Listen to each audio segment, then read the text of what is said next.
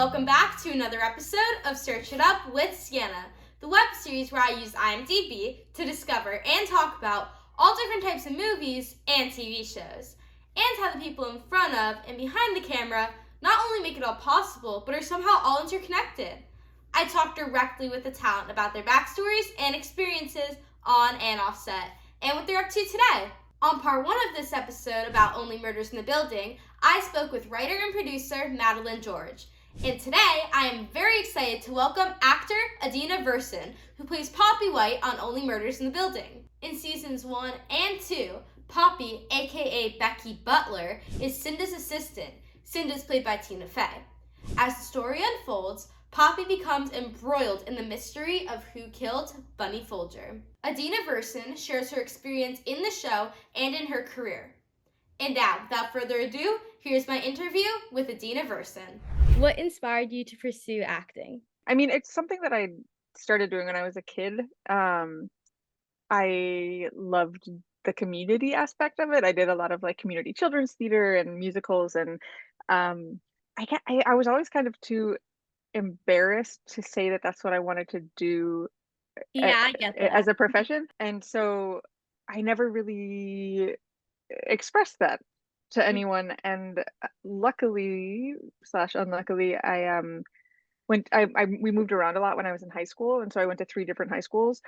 Oh, wow. And right before my senior year, when my parents told me we were moving, they knew that I was going to be really upset about it. But we were moving to Chicago, and they were like, as a consolation, you can go to the arts high school. And so I went to the arts high school, and in your senior year at that school, it was all about applying to like conservatories and colleges for whatever you were majoring in. And so that's kind of, so because I went to that school, they kind of funneled me into then going to college for actually for musical theater for undergrad. And I don't think I would have if I hadn't been at a school that was like, no, this is what you're going to do. I think I probably would have Yeah. been like, oh no, I'm not good enough, and I'll just go do something else. So I'm really grateful for that got me from having it be a hobby to having it become a profession. I get that because I do acting too. And I always like to keep it separate from school usually. I guess it's just always been easier for me to keep it separate from school. Yeah. But so I definitely get that, yeah. And you started off working in theater. Was it difficult making the transition from theater to TV? It's difficult in certain ways. It's difficult in that when you are working in the theater, often your representation, like your agents and your manager, and or the casting directors in the city where you live kind of see you as one thing. You also see yourself as one thing. And Yeah. I love TV Mhm. so much. And so I've always Me wanted to do too. TV. But I also, when I was in school, and in grad school, they hadn't quite transitioned into doing like heavy on camera training. Mhm. So I also felt like maybe I didn't have the right training for it, or I wasn't right, or like, you know, I was at fault somehow. But yeah, luckily, I have agents who were, kind of pushing me in that direction, and I started with little guest spots and commercials and stuff like that. And then it really just takes somebody taking a chance on you. And John Hoffman, who is the showrunner for Only Murders, like, is such a beautiful human being, and he took such a huge chance on me. So I'm very, very grateful to him. Yeah, and that actually leads me to my next question. How did Only Murders in the Building come your way, and what did you know about it when you first auditioned, and how did you first audition? Yeah, so that it was during the pandemic. Mhm. Um, so all auditions had moved to being self tapes at Mhm. home. I had a baby at the very beginning of the pandemic, so I also had been, so it was a double huge transition for me to suddenly like have everything shut down and then have a baby and then like be in this like tiny little bubble in the city and trying to figure out who I am and am I ever going to work again for so many reasons. So yeah, I got this audition from my agents, and it was a self tape. And it was for Cinda Canning. Mhm. Um, and I read the breakdown. So they, when your agent sends you an audition, you get a breakdown that says Yeah. like the name of the character, the Mhm. kind of a description. and then usually a description of the show, and then if anybody is already cast in the show. And I was like, whoa, like They have like the cast list with like they had Selena. the cast list, and I was like, Steve Martin and Martin Short and Selena Gomez are doing a show. And then like the description of it was just sounded so fun, and I was like, well, sure, this would be like extremely fun to do, but like who knows, it's always Yeah, just like, yeah, you know, exactly. throwing paint at a wall or whatever. I was at this point in my career sort of where I was like, if something doesn't make sense to me or doesn't feel right to me, like a character, um I'm just gonna kind of work with it until it does make sense to me or Mhm. it does feel fun to me. And so the sides for that, the scene that they had us do was like uh, pretty much what ended up being in the series when they first meet Cinda Mhm. Canning. And I remember on the page, it was hard to tell if she was a good person or a bad person, Yeah. or if she was full of herself or not full of herself. And it seemed like there were a lot of different ways to play it. Yeah, I mean, you don't And really find out until the 2nd season that she's really full of herself as much as right. I mean, yeah. there's like hints of it, but it Yeah, yeah. also was like super clear on the page that it was meant to be Tina Fey. Mhm. And I was like, well, with this cast, like, why wouldn't it be Tina Fey? But whatever. It turns out that they had written it for Tina Fey, but because you never know when a celebrity is going to be available for something. Yeah. I think they thought that she wasn't available, so that's why they were having other people audition. Anyway, I made like a kind of like a bold choice where somehow I was like, it only makes sense to me if she's like super full of herself and like super New York. And Mhm. so I kind of was like channeling, I don't know if you ever watched Friends, but like Yeah, I've watched some Joey's episodes. Mhm. okay, Joey has a talent agent who's Mhm. like just very New York. And Okay. so I kind of like went farther than I usually do with like kind of taking a chance on something. And it turns out that they liked it, which was amazing. And then I had a producer session with them over Zoom, because usually that would be in person, but it was over Zoom. And Yeah. where I got to meet John and all the other producers and the director, and they were so lovely. And then of course Tina Fey was like, yes, I'm going to do this project. So then I was like, okay, well, you know, if it goes to anybody, like, I'm so glad it's Tina Fey. Yeah. um and like I can't be mad about that. But then I found out that they liked me so much that they wrote the character of Poppy for me, which is like Sweet. the Yeah. sweetest thing. And of course it was just in season 1, so I just thought it was one episode. And then when I found out that I was going to be at the end of the last episode of the season, that was thrilling. Yeah. And then um And then and season then 2 I was like, it kind of happened. sounds like maybe I'll be in season 2. Yeah, and then I was. And what were your initial thoughts about the script after they made this character of Poppy for you and, you got, like, the first read through? What were your initial thoughts about it? It was actually really complicated because I was so honored that they had made this role for me, but I was coming out of being in the pandemic where I hadn't seen anybody, and I was a new parent, um, kind of going insane with a little tiny baby. And then they were like, we made this role for you. And so then reading the role, I was like, well, is it for me?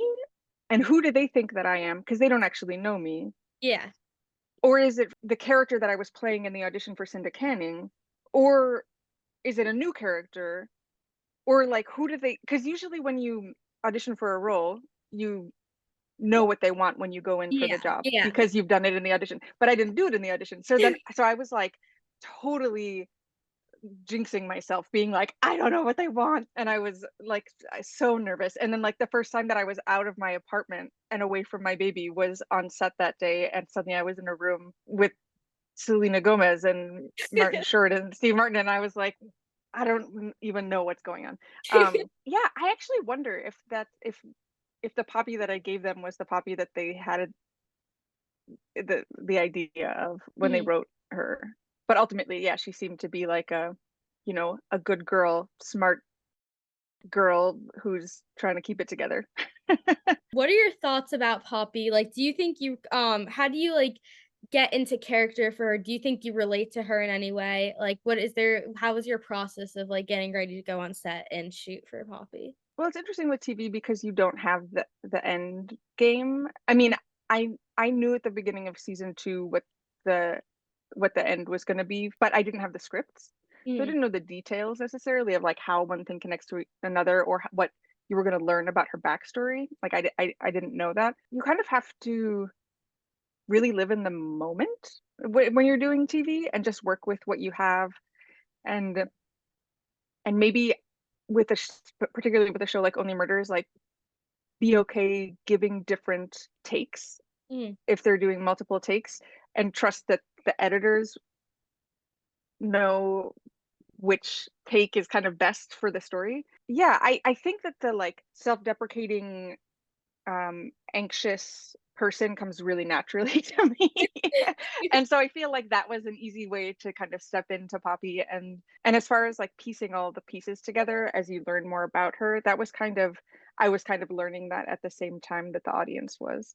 Mhm. Um, but it's really just about, yeah, like dropping into the moment. And it's so, I what I love so much about TV is that like you come to set, you have this idea from the script, then you go into a costume fitting, and the costume designer gives you a costume, and you're like, oh, like this tells Yeah. me something new about the character, and it feels a certain way. So okay, and then you go into hair and makeup, and you have your that done, and you're like, okay, now this feels a different way.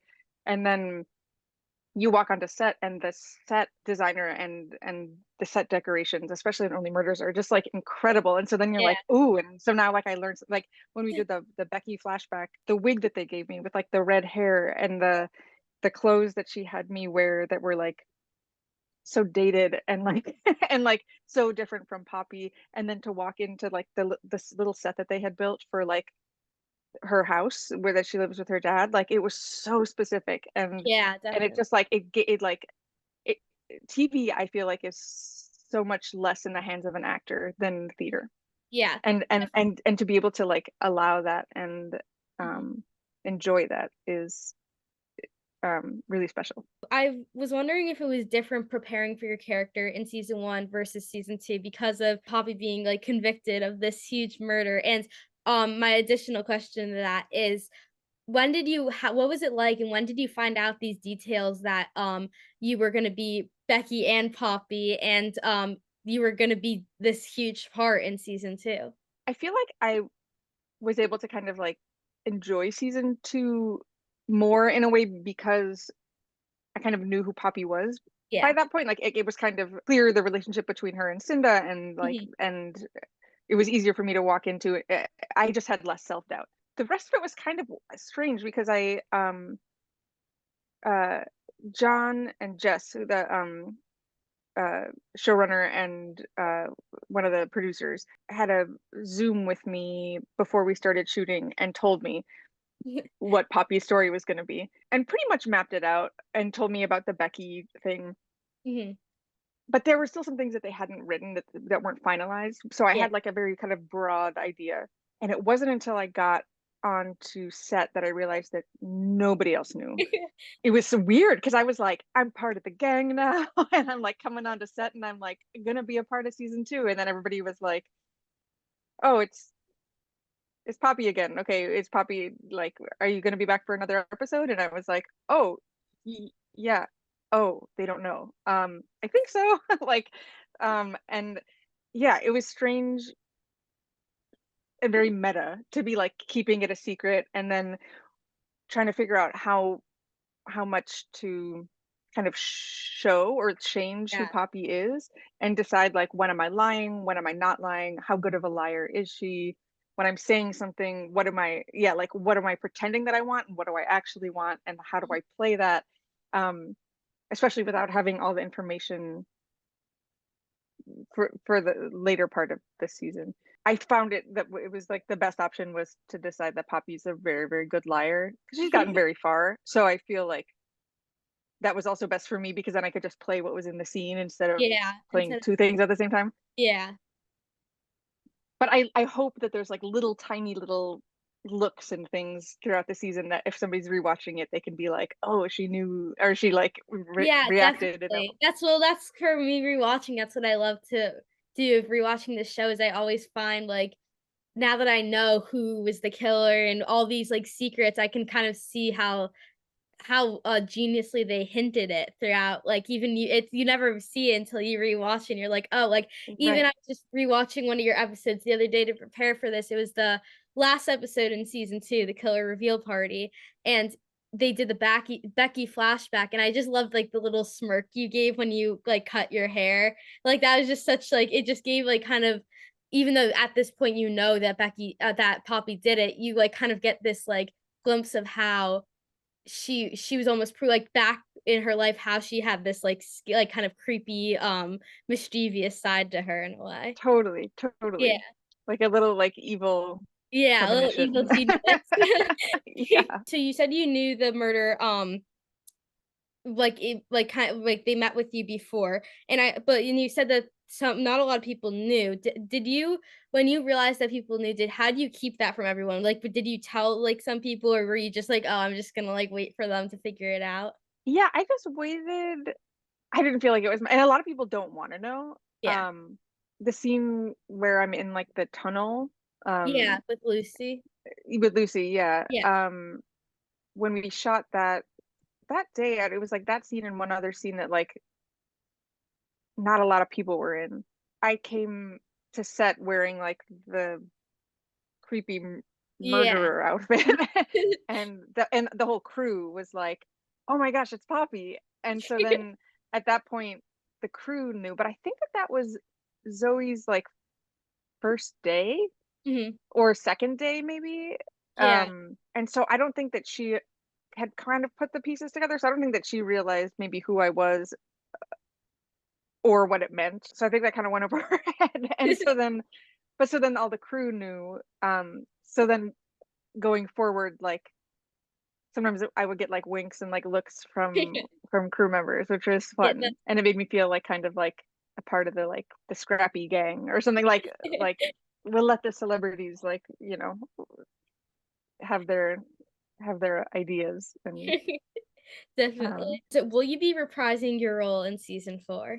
I'm always hoping for a prison, Yeah, just a a little. glimpse at what prison has done to I mean, Becky. they did that with Jan, so they always has an opportunity with Poppy. Yeah, yeah. I can't say, but yeah, I'm always hoping that at some point Yeah, we'll definitely. get to see if prison's been good or bad to her. What was your experience like working with the cast? Do you interact with them outside of filming at all? Because it seems like it's just such a, especially with how you said, like, you had that little inside joke with the crew. Like, what is it like, working with this amazing cast and crew, and do you ever, like, interact outside with them? Yeah, I mean it depends on what scene is being shot, but what was kind of fun about the stage that we shot on was that like all the different apartments were built inside of this one soundstage. Mhm. So for most of the shooting in the Arconia or in the Cinda's Office. office, and Yeah. yeah, that's all in the same building. And so if you were shooting in one of those apartments, then they would make another one of the apartments a holding room. Mhm. So you'd like when we were like shooting in Bunny's apartment, then we would like go and sit on the couches in um Charles's apartment in Yeah. between takes. Like so it was kind of Mhm. I kind of like loved doing that. I mean, because those sets are amazing. Yeah, I mean the cast is amazing. Like everyone is amazing, and there's so many great. I mean, obviously the main trio, they're wonderful people, and Mhm. they also like have a lot going on. Yeah. So in between takes, they often like would be talking with their assistants or discussing something between themselves, or Steve Martin is always trying to improve Mhm. himself, which is like so sweet and beautiful. And he'd be Yeah. like, he'd be like working on a joke for the next scene. Like it's like he's very kind of nerdy in that way, which I love. And Martin Short is always like, making he's always on. He's always making jokes and like he enters the room and is on. And so there was some interaction with them. But I feel like I got really close with the like the secondary cast. It's a Mhm. lot of New York theater actors. Yeah. Michael Cyril Creighton is one of my like dearest friends. And then Yeah. even in season 3, a lot of my friends, Jason Veazey and Don Daryl Rivera, like who played like a lot of the like the acting ensemble in season Yeah. 3, they're like dear friends. And so it's like Oh. so, and Jackie Hoffman and like Yeah. so many people. So it was really fun to feel, especially during the pandemic when theater was shut down. It like Yeah. had this like theater vibe, and Yeah. the crew always, like the PAs always made sure that we like had enough Mhm. water and candy and Do you phone chargers and like do you film in the city? Because I realized it's such like a very New York City based cast, I feel like. yeah, it is. Yeah, we do. The first season was at a sound stage in Long Island City in Queens, um, and then they moved to the Bronx for Oh, season 2 and season 3. But then everything that's on site, like the Pickle Diner and stuff, that's all in Manhattan. who is your favorite character on the show or one you most relate to? That's a really hard question. I mean, I love Howard, but who Yeah, doesn't? who doesn't love Um, Howard? yeah, I feel like I relate to Mabel in the like wanting to kind of have a group of friends, but also be alone. Yeah. I relate to that. I also relate to like the ridiculousness of Oliver and the kind of the mess that he is. Oh, and you know who I loved Who? in season 3 was Jerry Blau, the old director that lived in the Oh, theater. yeah, yeah. I loved that character so Yeah, that much. was a good I like that character too, he was funny. Yeah. Yeah, Yeah. I And love like that. so sweet. Yeah, definitely. Yeah, and how that was funny. I like that scene and that he shows up in the last episode too, like, just, like, watching. Yeah. And what was the most challenging part about filming in general? For me, I mean, I think it was a learning curve of like not knowing the end game. Yeah. Because it was my first recurring role, and if you have like a guest star or something, then you know you get the episode and you know the beginning, middle, and end. Yeah.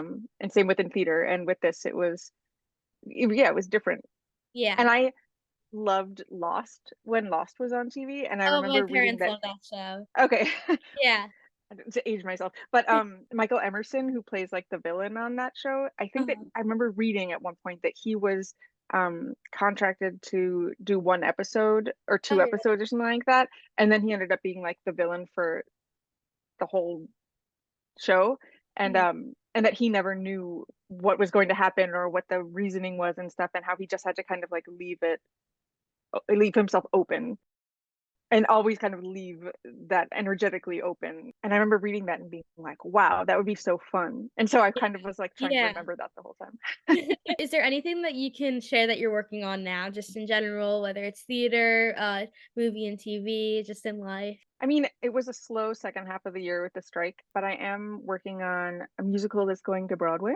Um, So, what did you allowed to share yeah, with me? yeah, a transparent musical based on the TV show Transparent. The Soloway siblings who wrote the TV show are um, we did it in LA this past summer, and Tina Landau was directing, and we're supposed to open on Broadway end of fall. That's so cool. I'm gonna have to see it. That sounds amazing. Yeah, yeah, I would love for you to come. If you come, Yeah, please I let would me love know. to.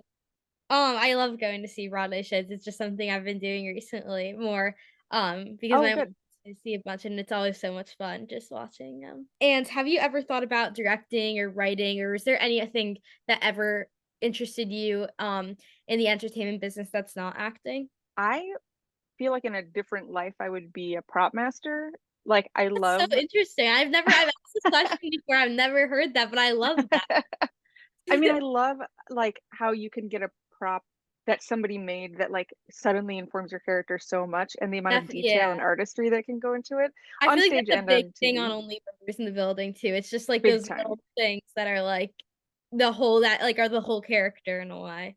Yeah. And then also I would love to be a casting director. I think that it's like so important, and so you get to be such a cheerleader for people and like Yeah. kind of like support them throughout a career and kind of be like the man behind the curtain. When I think about the prop artists and you just said that, I thought like I've like been to LA before and I've been on like the Warner Brothers tour, like those tours, and like Yeah, the what I always think is so interesting is like Foley art. Like the sounds, like the totally. animation and all those like the little sounds they added and watching people do them. It's just so satisfying and so like just interesting because I never thought about like how big of a role that is before and like how much it just like Yeah, makes the project so much better.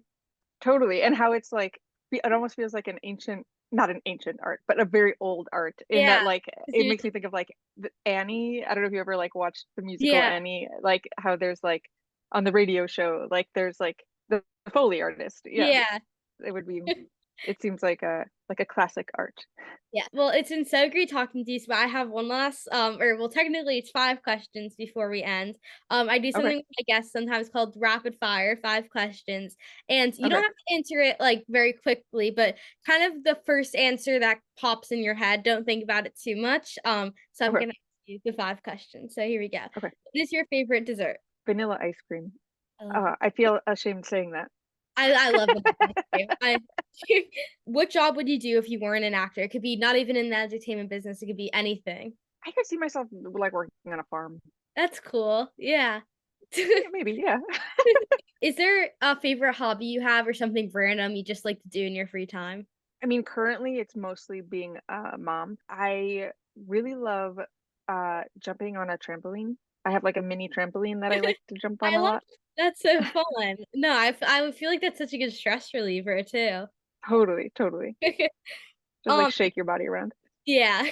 What brings you happiness? Being present. I agree with Yeah. that. It's hard, but I It's think that yeah. that's one of the keys. If you could give one piece of advice to your teenage self, what advice would you give? You are enough. Like, just you don't need to worry so much. Mhm. That's a Don't great try to be more than you are. yes, definitely. Well, that's amazing. I love talking to you so much. You're just all your, Likewise. answers are so interesting, and just hearing from one of my favorite characters was just amazing, so Oh, I'm I'm so happy that Poppy is one of your favorites. I'm so happy I got to talk to you today. This made my day, but I hope you have a great rest of your day, and thank you Thank so you, you much too. for doing this. Of course. Thank you. Thank you so much, Adina. Your character in Only Murders in the Building is so intriguing and interesting, and I loved hearing about your experience. And now, before we search it up, here's a quick fun fact. Did you know that Oliver Putnam, Martin Short's character in Only Murders in the Building, loves dips? At any opportunity, he brings out dips. Hummus, salsa, really any dip. But in an interview with Time magazine, Martin Short revealed that he hates dips. And now it's time to search it up. Let's see. Oh, Kumail Nanjiani is joining season 4 of Only Murders in the Building. I'm so excited. And he played Nadeem Razmati in Ghostbusters Frozen Empire. So next time, we'll be talking about Ghostbusters Frozen Empire. See you then!